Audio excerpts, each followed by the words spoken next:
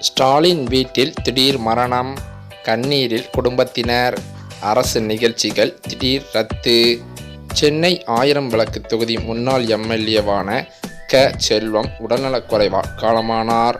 திமுகவின் தலைமை நிலைய செயலாளரான கு. க. செல்வம் போரூர் மருத்துவமனையில் சிகிச்சை பெற்று வந்திருக்கிறார். இந்த நிலையில்தான் சிகிச்சை பலனின்றி நேற்றைய தினம் காலமாகியிருக்கிறார். அவரது உடலுக்கு முதலமைச்சர் மு. க. ஸ்டாலின் மற்றும் அவரது மனைவி துர்கா ஸ்டாலின், மக்களவை உறுப்பினர் டி.ஆர். பாலு ஆகியோர் நேரில் அஞ்சலி செலுத்தியுள்ளனர். திமுகவின் முக்கிய நிர்வாகிகளான ஒருவர் கு. க. செல்வம் கடந்த 2016ஆம் ஆண்டு சட்டமன்ற தேர்தலில் ஆயிரம் விளக்கு தொகுதியில் போட்டியிட்டு வெற்றி பெற்றார். இதனையடுத்து மாவட்ட செயலாளராக இருந்த ஜே. அன்பழகன் மறைவிற்கு பிறகு மாவட்ட செயலாளர் பதவி கிடைக்கும் என எதிர்பார்த்திருந்தார். ஆனால் அந்த பதவி இவருக்கு வழங்கப்படவில்லையாம். பின்னர் கட்சி பதவி விவகாரத்தில் அதிருப்தியில் இருந்த இவர் திடீரென டெல்லி சென்று அப்போதைய தமிழக பாஜக தலைவரான எல். முருகன் மூலம் பாஜக தேசிய தலைவர் ஜே.பி. நட்டாவை சந்தித்தார். அப்போது திமுகவையும் விமர்சித்து பேசி வந்தார். பின்னரோ திமுகவின் அனைத்து பொறுப்புகளில் இருந்தும் அவரை நீக்கி உத்தரவிடப்பட்டது.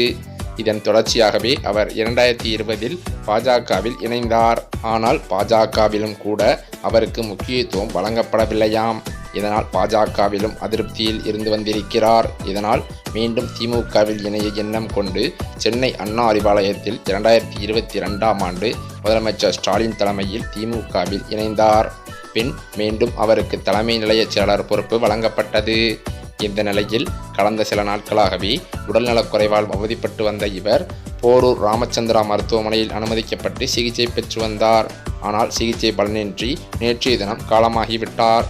அவரது மறைவுக்கு தமிழ்நாடு முதலமைச்சர் ஸ்டாலின் இரங்கல் தெரிவித்துள்ளார் என்பதும் குறிப்பிடத்தக்கது.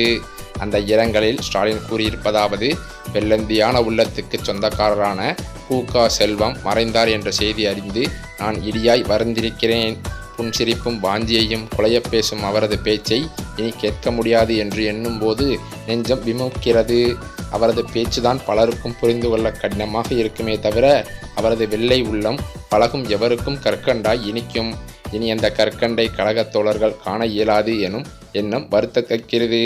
மேலும் கு. க. செல்வம் அவர்களின் மறைவு என்பது அவரது குடும்பத்துக்கும் கழகத்துக்கும் மட்டுமல்ல, தனிப்பட்ட முறையில் எனக்கும் பேரிழப்பாகும். என்னை நானே தேற்றிக்கொண்டு அவரை இழந்து தவிக்கும் குடும்பத்தினருக்கும் கழகத்தினருக்கும் ஆழ்ந்த இரங்கலையும் தெரிவித்துக் கொள்கிறேன் என குறிப்பிட்டுள்ளார் முதலமைச்சர் ஸ்டாலின்.